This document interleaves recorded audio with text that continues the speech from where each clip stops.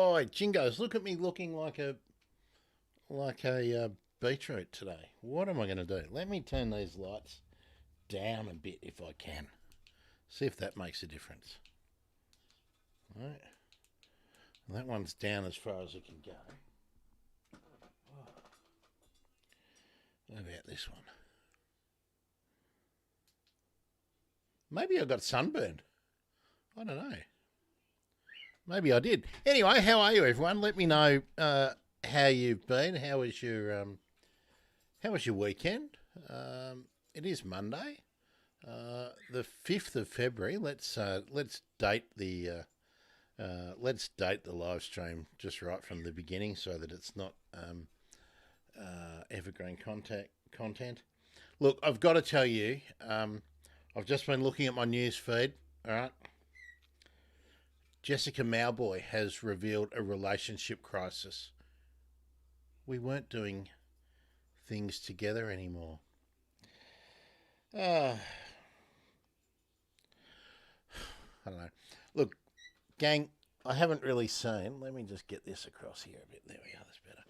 I haven't really seen any good news, environment news, and I'm really reluctant to go through a whole lot of uh, bad news. So I'm wanting you to tell me uh, some good or nice things that you've seen in the news, and we're going to have to broaden it out, I think, to be basically conservation, not just birds. I think to find anything good. Loz is with me today. I'm sure you can hear him. Loz is well. Let's. Where is Loz? There he is. There he is. There he is. So having a good time doing some displaying and carrying on. We have been having fun, Loz and I, in the last little while I've been trying to train him.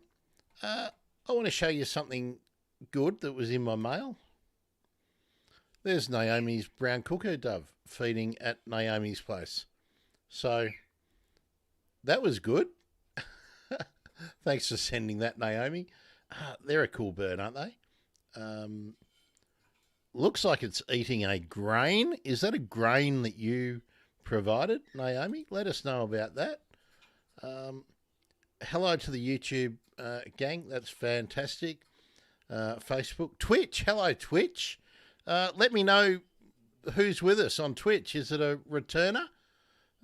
Is it our friend from Michigan who's just started feeding birds? Putting a feeder out? That would be nice to know. And hello, X, Twitter people.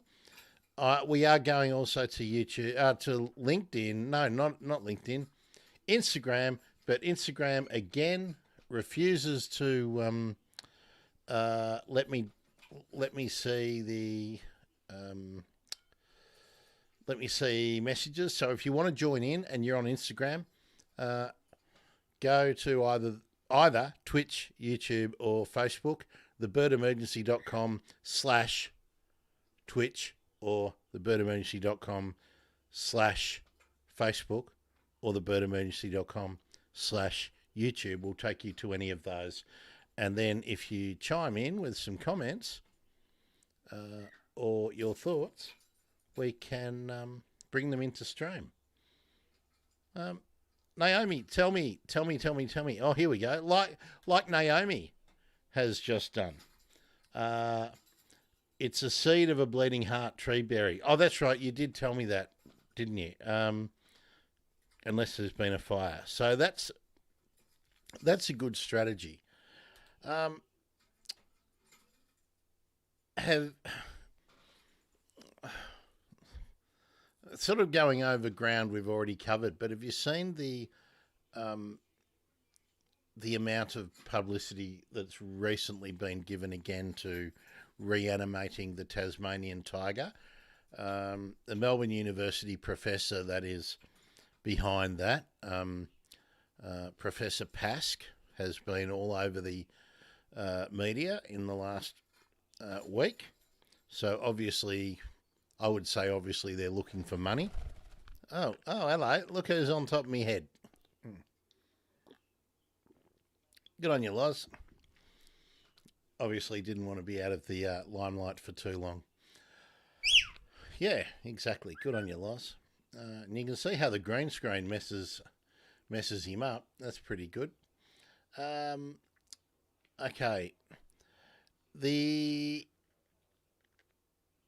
other thing that has been in the media a fair bit of late has been the way the country has been bouncing back from the fires in the last few years. Now that's good news, isn't it? But it's also worrying if these areas have another fire in the next little while. Now since we've done Naomi, let me come up to. Oh, there we go. Where's Martin's one he sent me? So I'm looking for it now, Martin. Hang on. Where are we? Martin, where are you? Here we go.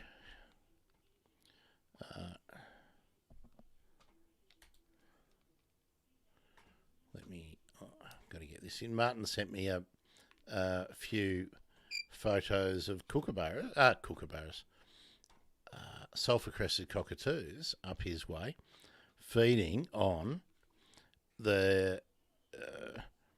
It looks to be there that they are not only the seeds of the hoop pine, the Araucaria. Oh, that's definitely just seed. There we are. That's just seeds. There we go. Not seeing any cones on the roof. So obviously just the seeds from the dispersals. Now, that's cool. Thanks for that, Martin. Just pop them out for a minute. Loz, don't go down there, mate. Don't go down there. Come on, up here. That's it. Okay.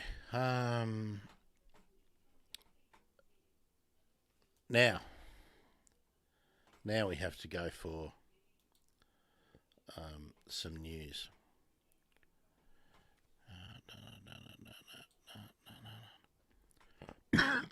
Excuse me. Go to my saved stories on the news. Oh, here we go.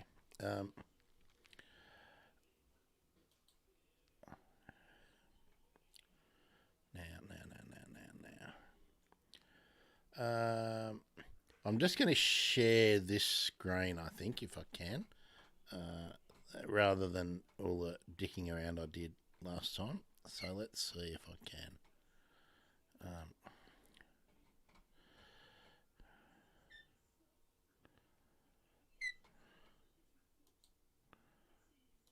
Sorry, folks. Share screen. Where's the Yahoo?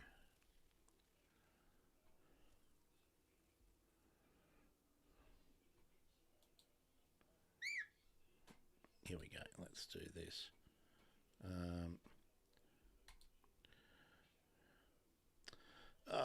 No. Usual thing. All right. I'll just talk about them, I think. Did you see the increased reports of the lorikeet paralysis syndrome? Quite depressing. Now, we've covered on the show, if you want a long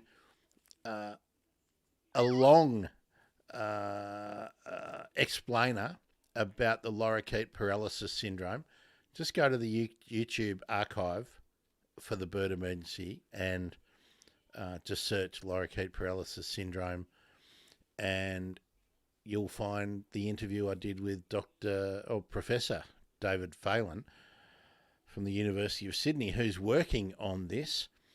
And what has been happening has been it's still occurring, and the sentence here: experts and animal carers are stumped by a mystery illness plaguing the East Coast, with so far hundreds of birds dropping from the sky, unable to fly. More than 200 rainbow lorikeets were taken into care around Grafton in northern New South Wales this week after suddenly becoming paralysed, with many more throughout Queensland also struck down by the mysterious condition known as lorikeet paralysis syndrome, or LPS. Little is understood about the condition, generally occurring between October and June, with cases peaking between December and February. According to RSPCA Queensland, the exact cause of LPS remains unknown. However, a plant toxin is thought to be the cause, but has not yet been identified. Wires wildlife vet Dr. Tanya Bishop said it also appears to be weather-related. We're seeing a large increase in cases lately due to the southern changes in weather, from drought to extreme rain events. And people are really concerned. It's a really bad problem, because when lorikeets are disoriented and on the ground, they're pretty clumsy and they're easy prey for cats and dogs. And as people are finding, they are also getting hit by cars and, and obviously they'll be prey for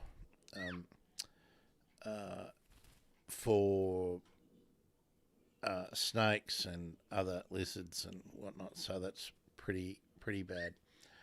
I'm going to try and get this up on this screen. All right, if I do this, we might be able to get this going. Bad news in the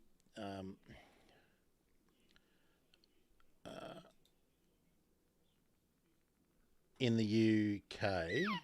Let me go here. Let me try and get this. Copy the link. Let me do it. I'll do it this way. Using my news feed is obviously not the best way to go, but we'll just see what we can go. Okay. And see if we can open this tab. What if I make it a tab? No. Well, we'll try the window. Oh, sorry, folks. I really wish I could solve this issue when I'm getting into my news feed. Okay.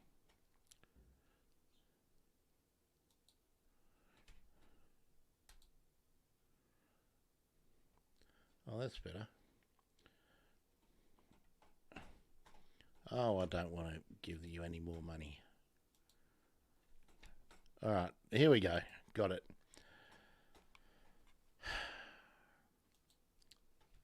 So the apparent good guys in the UK are scrapping their $28 billion green pledge, which could leave the UK colder, sicker and poorer.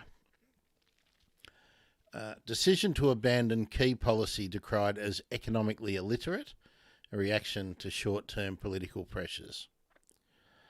Now, this let's be clear too. What this is about? This is about a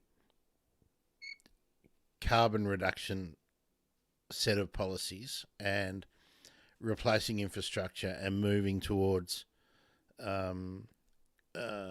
green energy. So it's not a biodiversity increase. Biodiversity policy.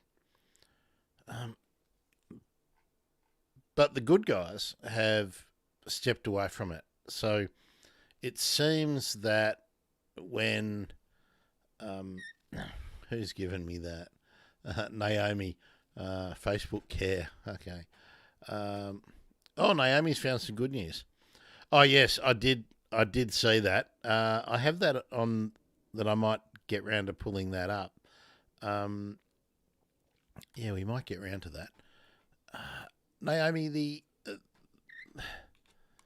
thing I always worry about with these, plants and animals being rediscovered, is that it's really just us finding something in time to describe it before it goes extinct again.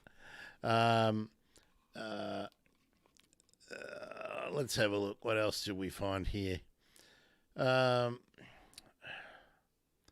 We've done the mystery of the birds dropping out of the sky. So there's plenty of the man who brought a rare plant back from extinction and everything, and that they all sort of missed the point. Here's one. Here's one that I want to. There's a lot of the rainbow lorikeet ones. Now, is this one?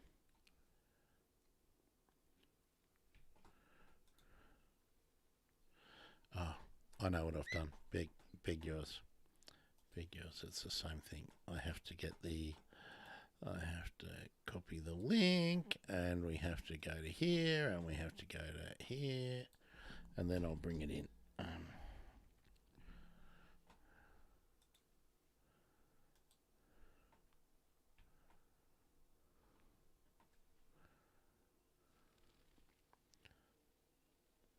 It's probably not even working again, is it? Let's see.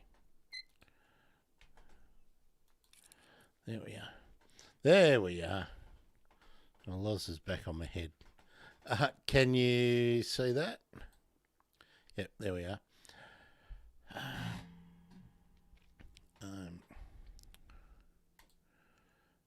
Naomi talking about the plant that isn't extinct but probably soon will be. Yeah. This is an interesting one because I know that where I used to live when I was a kid, there was always lobbying to get groins put up to protect the coastal foreshore. And what wasn't well understood back there was if you put the groins in to protect the beach in one spot, the changing tidal motion or current, the change in the currents just led to beaches being carved away somewhere else. And in some cases, sand being dumped in places where it wasn't wanted. So, and this is in Tasmania. The only reason I really wanted to bring this up is because we never really get away from NIMBYism. The not in my backyard. 3 species of endangered raptors in Ghana's Mole National Park. Oh, that's interesting. Where did you see that? Was that in the raptor persecution pages, Naomi? I haven't seen that, but that is good news. As long as they're not being continually persecuted. Jeez, Loz really likes chewing. Hey, you are making a bit of a mess on that, aren't you? Yes, you are. So I don't. Oh, now he's on the screen. I don't really want him chewing my headphones, which he just was. I don't really want that at all. On Monga Bay, okay. Unfortunately, I can't play Monga Bay. They copyright strike me as much as I like them. Or copyright. I don't get a strike. I get a claim, but it puts me in the bad boys list. So do go on YouTube and check out Monga Bay News or to their website. All right, Loz. Okay, so Naomi's found a few good pieces of news. Anybody else? I don't want to be all doom and gloom today. It's not good for your health being the echo grief stuff. Or tell me anything else that's good. Thanks, Loz. Have any of you found a really good conservation book or magazine recently that you would like to tell people about? I'm on the lookout for some good books, and consequently, if I find some good books, I'll find some good authors. No, you're not going to keep going on that. I'm not going to let you. I bought you a whole playpen to mess around with, and of course, do you want to get on here? So, do you want to get on there? Yeah, go on. All right, now he's on the mic arm. That's better. He can be on there and bite the spring. That's much better. What else? Was I going to show you some more photos? Let me just see. Thanks, Martin, too, for those cockatoo ones. Oh, I was going to... does everyone know what those araucarias or hoop pines are? You'll see them... I mean, do you watch Home and Away? They're the big trees on the foreshore at Home and Away. If you've ever been down to Sorrento, they're on the foreshore down there. Often you'll see cypresses, true old world cypresses, and these native conifers, of which there is the bunya pine, the Norfolk Island pine, and the hoop pine. Three species in Australia, growing, and they do form cones. With bunyas, they're huge and they drop down, but the seeds are really, really, really well loved by cockatoos, and I think black cockatoos particularly like to pull the cones apart. So I'm just keeping an eye on Loz. A bit more news on Loz too. When Loz turned up, and if you were watching live, you know exactly when that was. Wasn't flying, was not really energetic, but now Loz is flying all over the place, which is great. So I have to get a harness for Loz. No, not up there. I'm going to have to gaffer tape the top of my headphones, aren't I? Oh, he's dropped a lot of stuff there. Oh, he's on the back of my chair now. All right, geez, you really have made a mess there, Loz. And last night, from his perch on his playpen, he flew up the hallway towards my room, but when it got too dark, because there was no light on up here, he freaked out, hit the ground, scrambled back, squealing, too dark. Or I think that was what he was saying, scrambled back along the ground.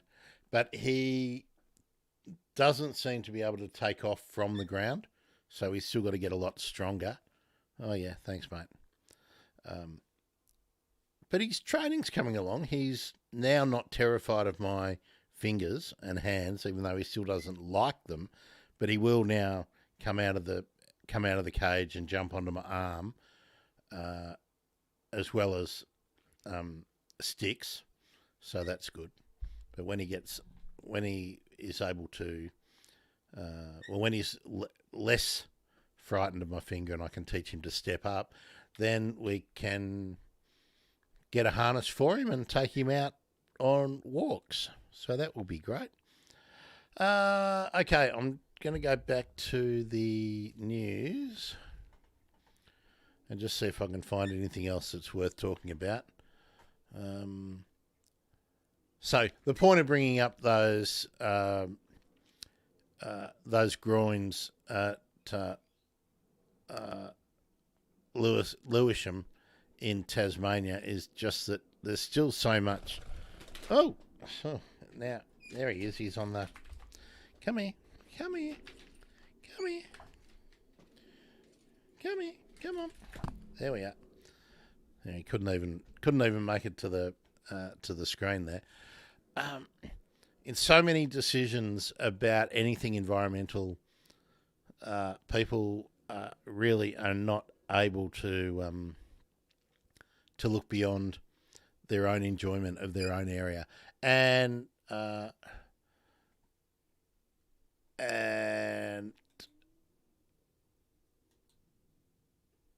there's always stories. You've probably seen many of them where people are cutting down trees for views, for their views. You want to go up there now? Okay. Come on. Now,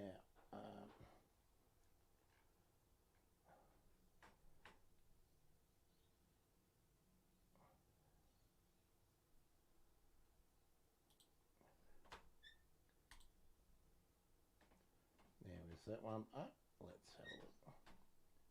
This was one, yeah, okay. We'll go through this one too. Because this is one that I would really like to go over more. Let me just get Loz onto his playpen. Hang on. Hold on just a minute, folks. Come on. Up you go.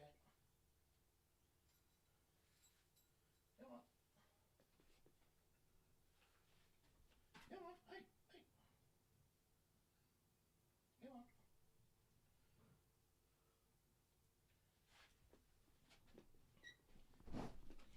Not interested in cooperating, so let's have a look at this. Now,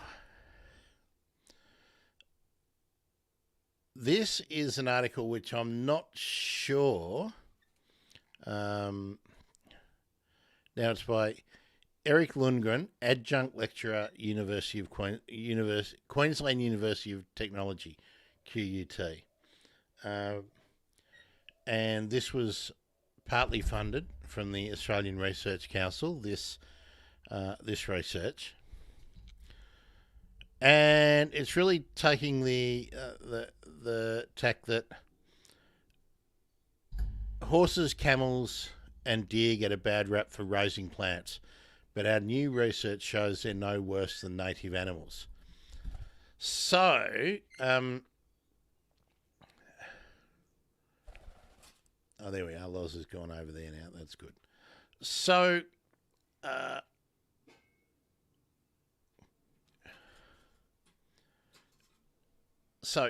the conventional wisdom that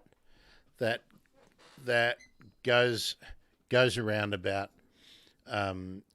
horses and cattle and deer particularly is that they're hard-hooved animals and they have this has always been my take on it, and not that they're eating the plants out, but that their compaction of the soils, because they're hard hooved and they're often in wet and damp paddocks, that makes plants that have evolved to be in non-compacted soils, it's very difficult for those plants, for seeds to germinate, then for the roots to take part, and then for them to actually extract nutrients and water from that soil.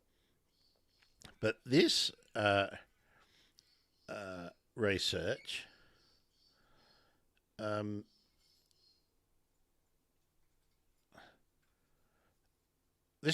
doesn't really, I think, talk about that that aspect so much. It's more about what the plants are, what the fauna are eating. So let's just come through. See, we're talking here about, if you look at the ecological conflict of, there's a high abundance of, this is an argument. This is a discussion they put forward. Let's say there's a high abundance of introduced sambar deer eating rare plants in a natural park. The typical response is to start shooting. But if you look at this as an ecological conflict rather than as an introduced species problem, the real issue might be that dingoes are routinely poisoned in the area. Dingoes, as a top terrestrial predator, create landscapes of fear, meaning deer and kangaroos can't eat their way through everything because they have to watch for predators and often flee. Now, here's the double standard of harm. And this is why I don't know about this study, because it again is not talking about soil compaction anywhere here. It can be a shock to see the impact of feral pigs, deers, camels and buffalo. They eat plants, trample vegetation or root around in the ground. These animals do the same thing in their native ranges, where it is not generally considered a bad thing ecologically. Elephants tear down trees to eat or make a path. That's bad for the tree, but gives other species a chance to grow. Australia's extinct megafauna would have also trampled sensitive plants and eaten huge volumes of vegetation.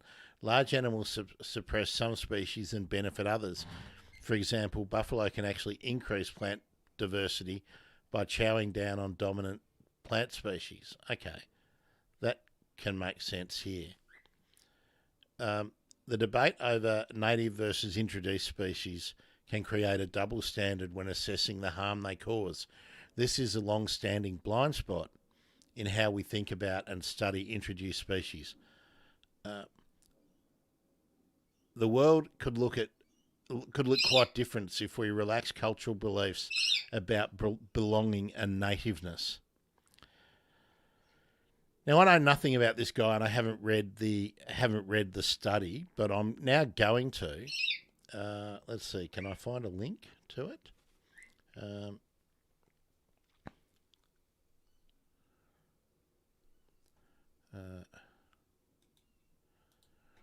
Let's see.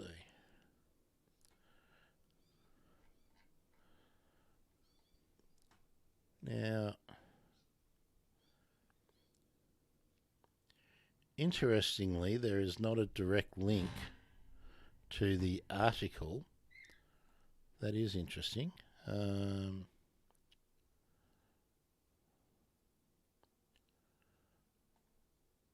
Okay. But I wonder, and I hope I'm not casting nasturtiums, as we like to say. I wonder whether this is one of those sort of Trojan horse arguments that focusing only on what megafauna and other fauna eat and that effect on vegetation.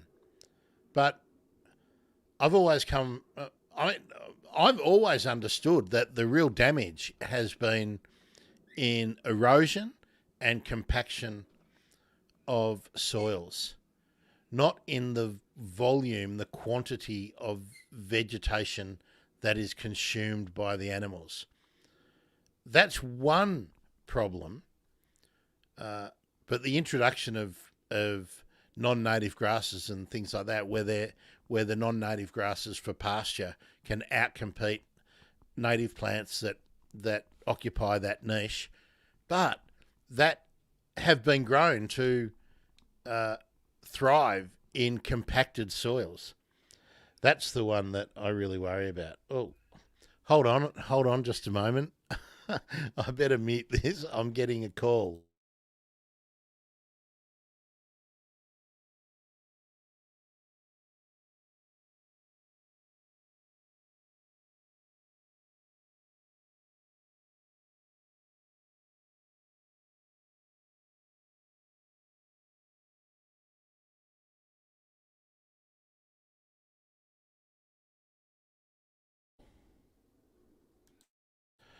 There we are. That was. I wasn't sure. I thought it might be a doctor or something. I've got a scan coming up later in the week. And it wasn't number withheld, so I thought I'd answer it. But no, it's someone trying to scam me from Telstra. I'm not a Telstra customer, so there we go. Okay, Naomi, let's have a look at some of the things you're talking about, and I'll get back onto my train of thought about this. Naomi's listening to An Immense World by Ed Yong. It's about biology, chemistry, and the physics of animals as we understand it. Hoping that we have an understanding of animals, it may increase our desire to save them. Yeah. Haven't heard. I have heard of Ed Yong. I have not. I'm not aware of that podcast. So, in 2000, a person poisoned a bunya pine in Whale Beach, New South Wales. The council refused to remove the tree and put cameras on it to stop people chopping it at night. There have been no more poisonings in an area since. I was so amazed by the decision of council then and impressed that they did it. I think a lot of people have an appreciation of bunya pine and araucarias in coastal situations. I'm not so sure they would have. I think people value those trees around car parks and behind beaches, around life-saving clubs and things like that. I think they view them as iconic and really valuable trees. I'm not so sure if it was a Banksia integrifolia that there would have been, or a Banksia serrata, that there would have been any other action. That's okay, Naomi. You can capitalise. I'm not worried about that, as long as you're not capitalising every letter, which I would then think you were shouting at me. So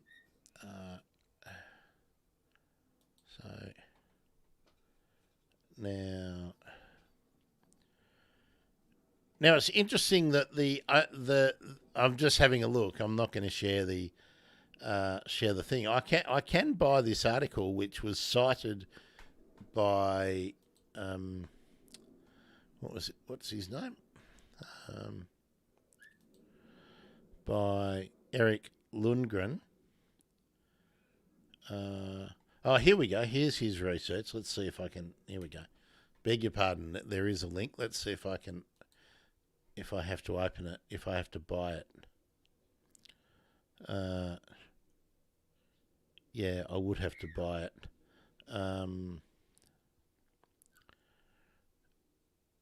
Let's share this tab. This is so it's in Science, so that's pretty cool.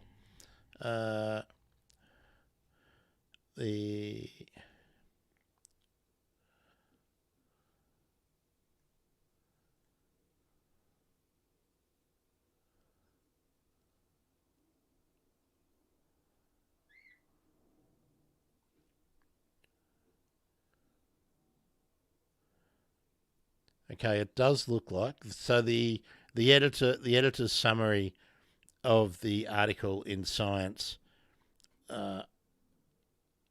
is all about diet. So the consumption of the plants. Let's have a look what the abstract says.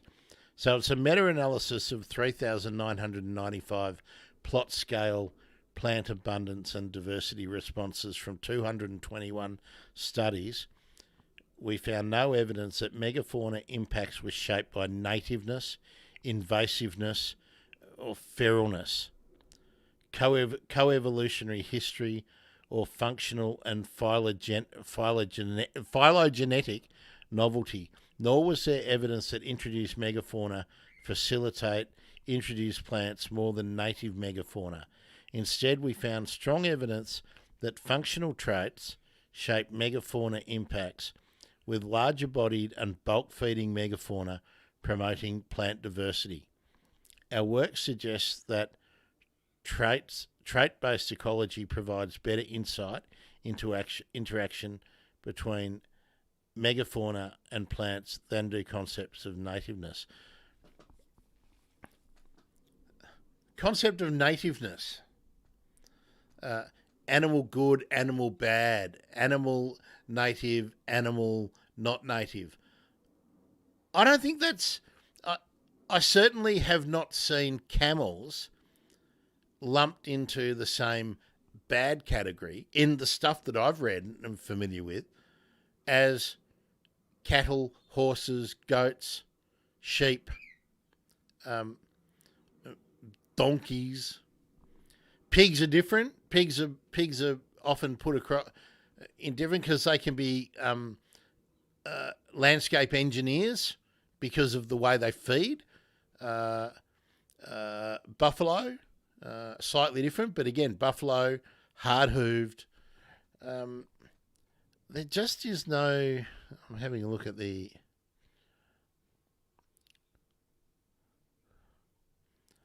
Yeah, I will have to read that. I might be being unfair. What do you folk think? Yeah, what do you folk think? Yeah.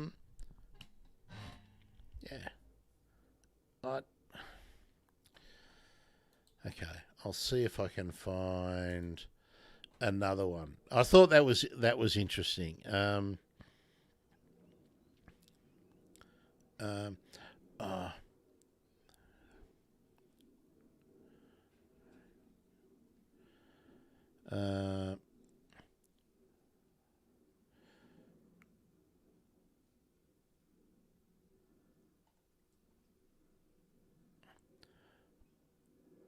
Uh, yeah, here's another one too.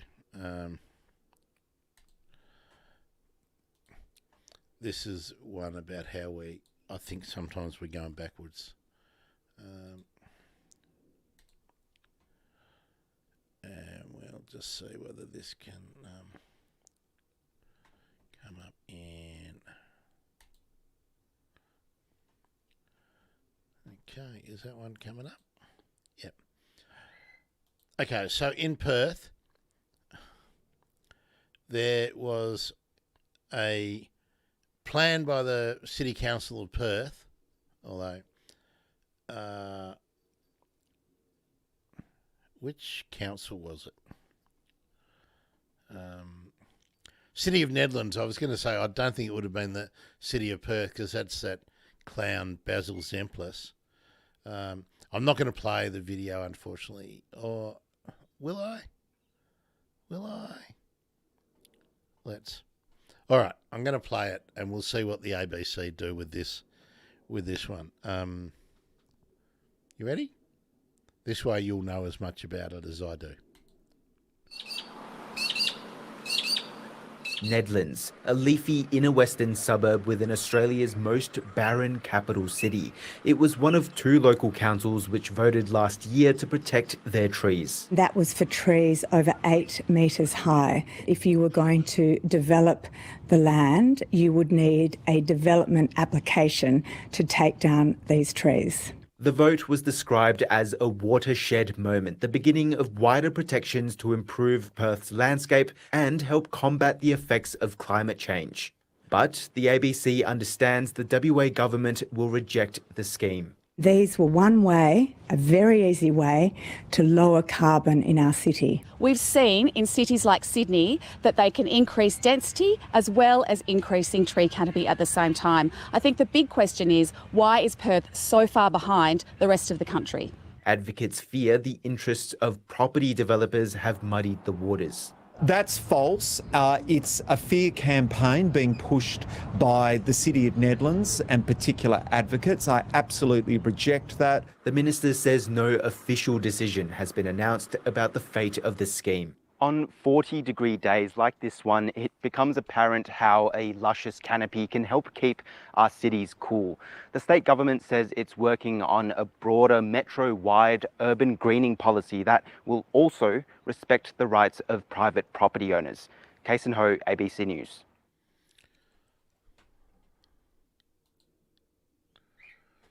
Oh, so what do you think? Do you think the council, do you think planning, what are we saying, property developers might have influenced the government in Western Australia No, amazing, isn't it?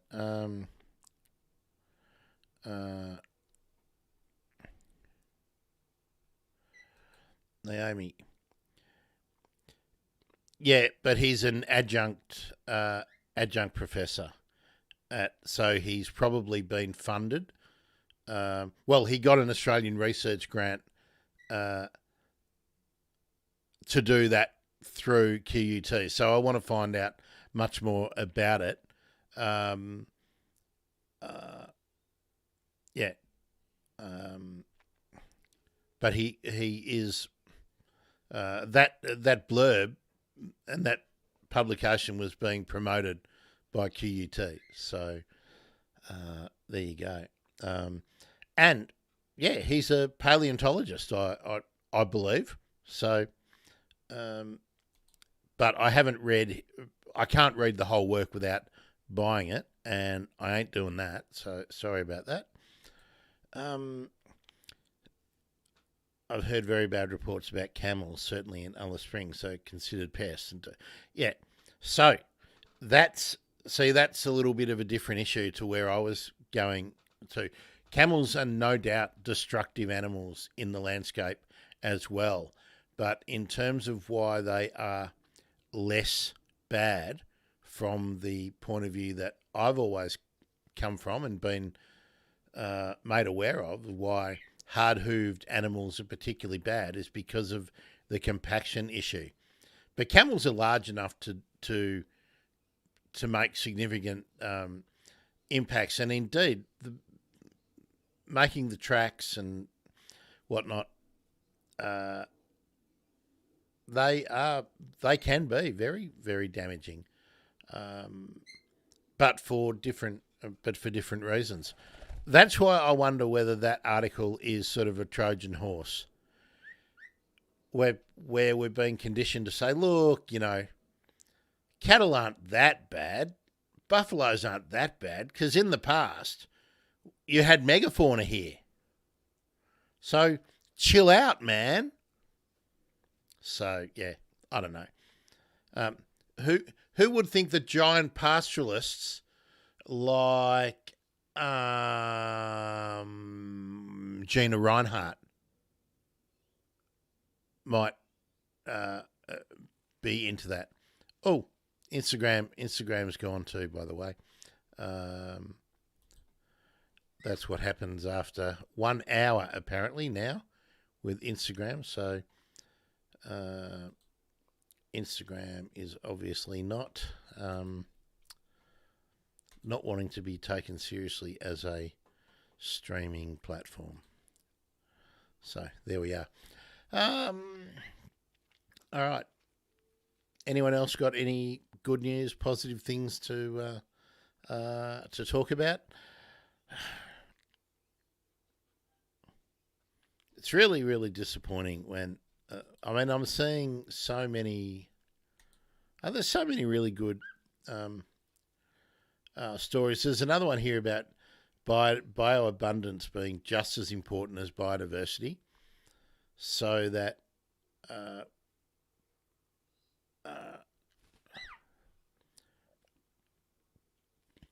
and there's a number of stories around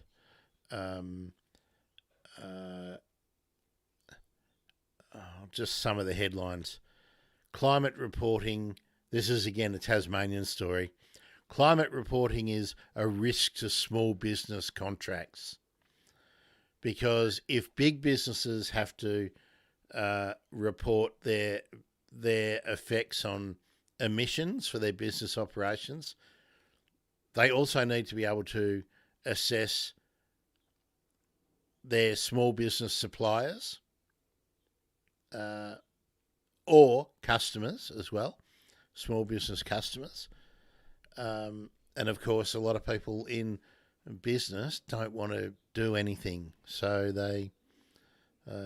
what they want is an exemption from any small businesses having to assess their impacts on emissions. There's another good heading here.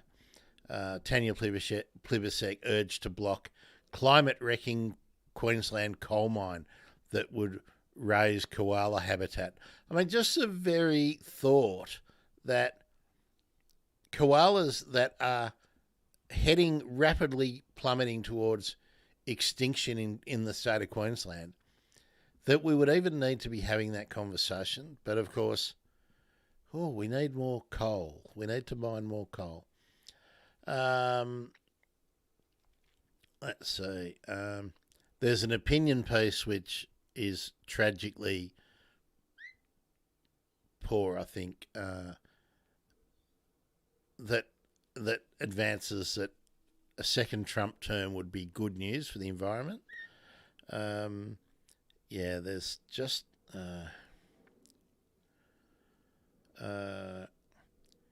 New Zealand has the energy resources to adopt alternative food technologies. It just needs a plan.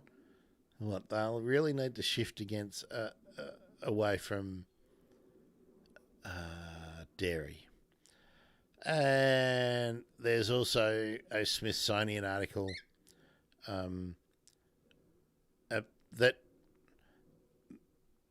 offers some explanations about why moths and other insects fly towards lights, why they're attracted to lights. But I'm just not going to go right through all of it. There's also a battle over water in the Northern Territory, and of course the large station owner won the battle in the courts, of course. So anyway, I think that's all I really want to go on about. Naomi says, I surely think property developers would have influenced government in WA. Yeah, I think that's the same everywhere. I just, yeah.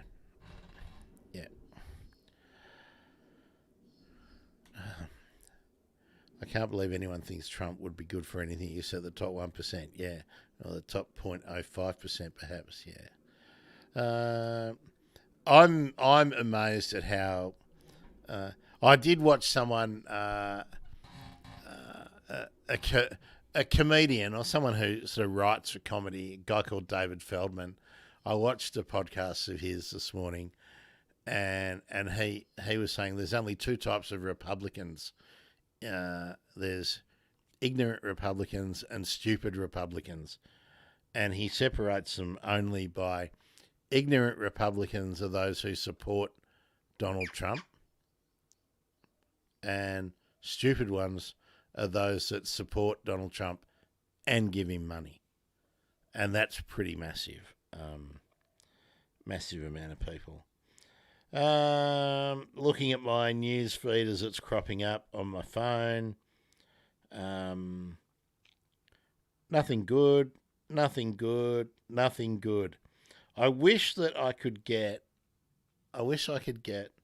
stories that pop up that are fun and nice, but they just don't seem to happen. Now, let's see, folks.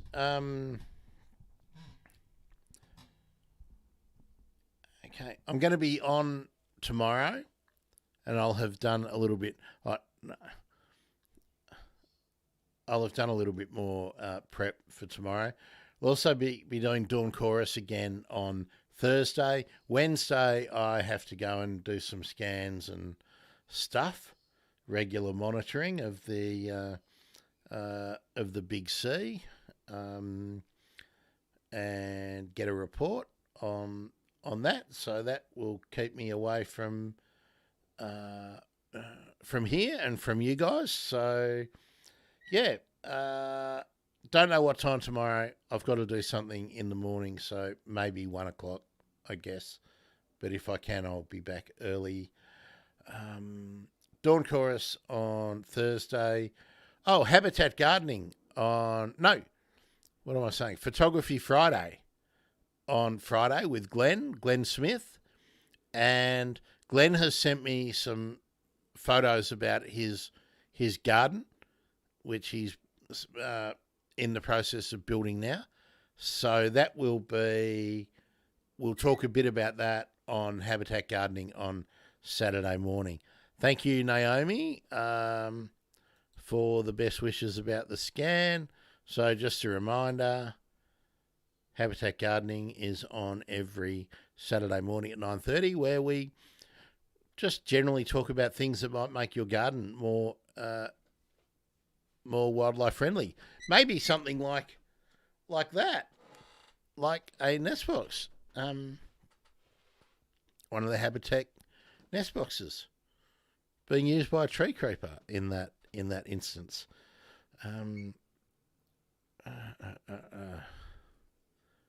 I did take that down, didn't I? Yes. Okay. That's about it. Unless you've got anything you would like to add. Sorry for the Instagram folks who got so rudely cut off at after an hour. Let me just see if there's anything else that's cropped up in my... the Great Backyard Bird Count in the States is about to get going. Feb 16 to 19. And that's... I'll try and get someone to talk to me about that. I've tried a number of times to get people from Canada and New Zealand and India and the UK and the US to talk about their bird counts. They don't tend to... maybe they don't read their emails as quickly as I would like. I don't know. Yeah. I'll just stop that. Just pull that off so I can get back to here. Just double checking to see if there was anything else I wanted to check. No, I think that was it. Folks, thanks for spending Monday with me. Oh, where are we? I think it's next Monday.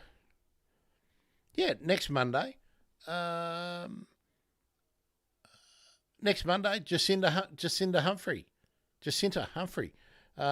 will be with us, because this week the Victorian Biodiversity Conference is on. Next week, Jacinta will be with me talking about her research, her latest work on urban birds. So we'll get right back into proper researchers, proper academics, proper scientists talking about urban birds. And I'll do my best to get someone from the US on to talk about their Great Backyard Bird Count and what they have found and what they are attempting to discover by carrying it out.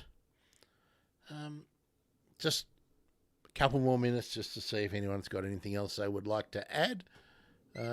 Thanks, Naomi. And, well, it's only been you talking today, Naomi.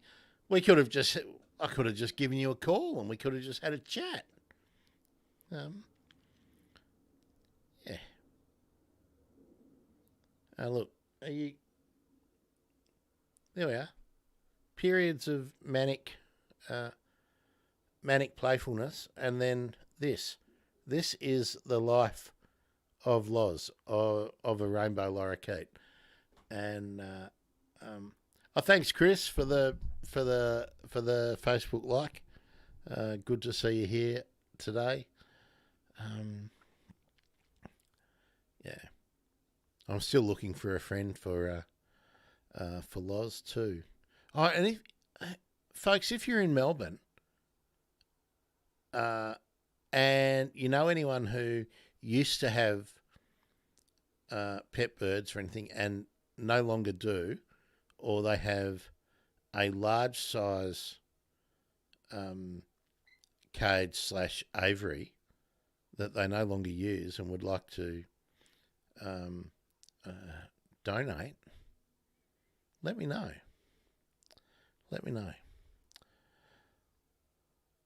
All right, counting down. I should, while we're doing this, while I'm counting down, let's play some music. Let's play the Feeding the Duck music. There we are.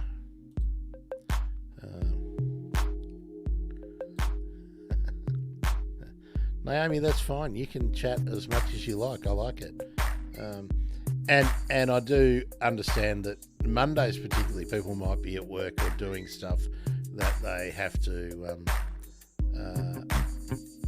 that they can't break. So they need to be doing stuff. So yeah. See you, Naomi. See you for the rest of the Riot Squad, even though you were totally silent today. I'll just let this... there we are. Chris, no, I'm not going to the Vic Biodiversity Conference. I'll let you in on a secret. I don't usually find out who's organising the conferences until it's too late, and often when you use the generic emails, that you don't get any responses. I'll be quite honest about it. I can't afford to pay to go to these conferences. There we are. I don't get any funding or anything to do it. But what I always offer is that I would take all my equipment and I would go, and I've got the cameras, I could record the sessions, I could stream them out live, we could do live interviews, podcast stuff. I offer this to many conferences often, or to the email addresses that I think might be the organisers, and I've never even got any kind of feedback back. So during COVID, I did sort of work on the help desk with the Vic Biocon, but no, I just can't afford to register for all these conferences, so I don't go. But I would like to go and participate and support them, but so far, and it's many that I've reached out to, doesn't happen. So we'll just see if that changes over time. I mean, I really do think that doing live. Oh, fantastic! Well, thank you, Naomi and Chris, with some info about Biggish Cages. Chris, we'll take that offline. And Naomi, that's on Facebook Marketplace, is it? Okay, I'll have a look at that. So, thanks, Chris. I'll speak to you offline about that. Ripper. It's always good, isn't it, to reuse and recycle? Because I was just about to order one, and I thought, I don't know. I know whenever I used to go and go to someone's place for the first time, particularly down on the peninsula and down in Gippsland, and if you go into their shed or you go behind the shed, everyone's got an old bird cage or two. So I figure there's lots of them kicking around, I'd like to get a friend for Loz, and you need to have a separate cage when you introduce a new bird to someone, particularly like a rainbow lorikeet, that can be very much a bully boy, even though you don't seem to be a bully boy, but we haven't had you in contact with another smallish bird. So, yeah. All right, so cool, everyone. Well, thank you, Naomi and Chris, for that info. I'll speak to you sort of maybe through other channels about that. Folks, all the people watching, thanks for watching, especially all of you on YouTube. Haven't had a YouTube comment today, which is a bit of a worry. And Twitch and X, so that's great, or Twitter. Thanks. I really like it when we've got people from all the platforms. Talk birds with you again. When did I say? Did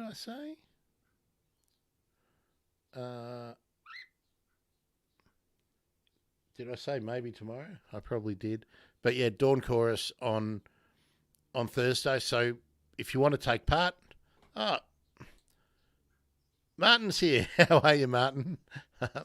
If you want to take part in Dawn Chorus, just go and record a little quick video using your phone or your camera if you can.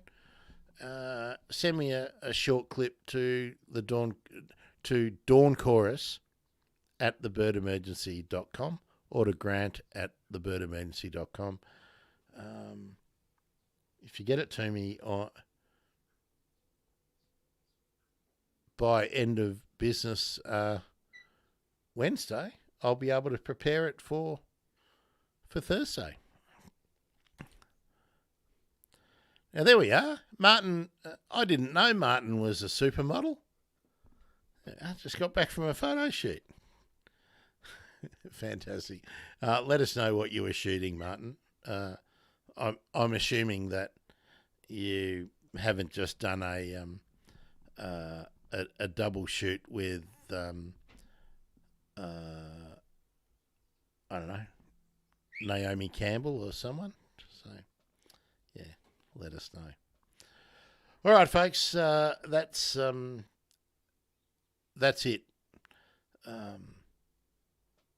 Let's see if we can find some birds feathers. Okay. Anything of any significance, Martin? Like, did you snag a really good shot, or did you get a notable species?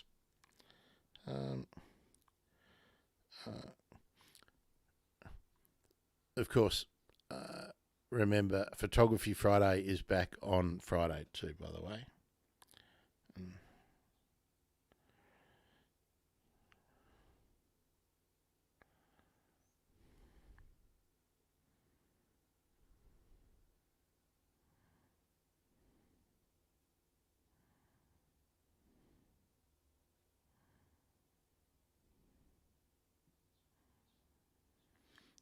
Sorry, just checking some more bad news. Little bronze cuckoos. Well, that's a nice get. You'd get almost all of the bronze cuckoos up there, wouldn't you, Martin?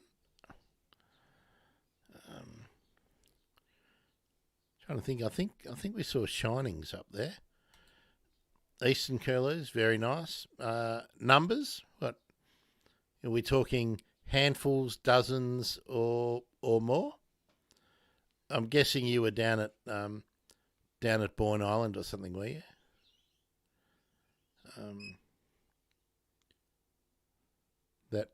Nice, very nice.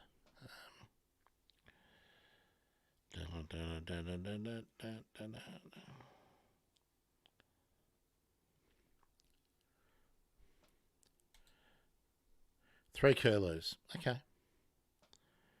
Pretty cool. Very cool. All right. Maybe on Dawn Chorus Day, apart from Dawn Choruses, maybe we can extend out to talk about the birds you're seeing at your place.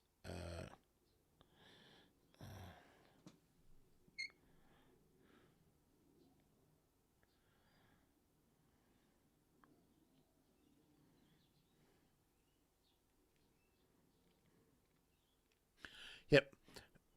Okay, folks. I'm now getting. I don't know. The internet is weird, isn't it? Like,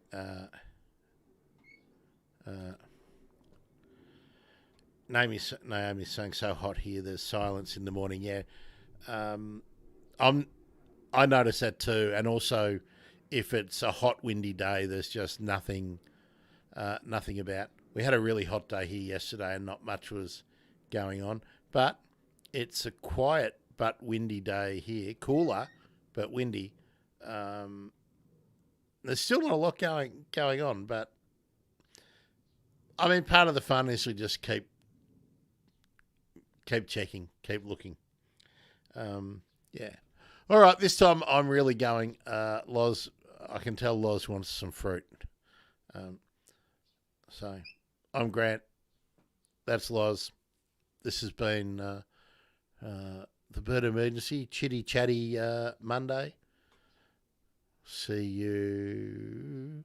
Well, make sure you're subscribed, and on YouTube particularly, get the notifications for when we're going live again. Definitely see you on Thursday for Dawn Chorus. Hooroo.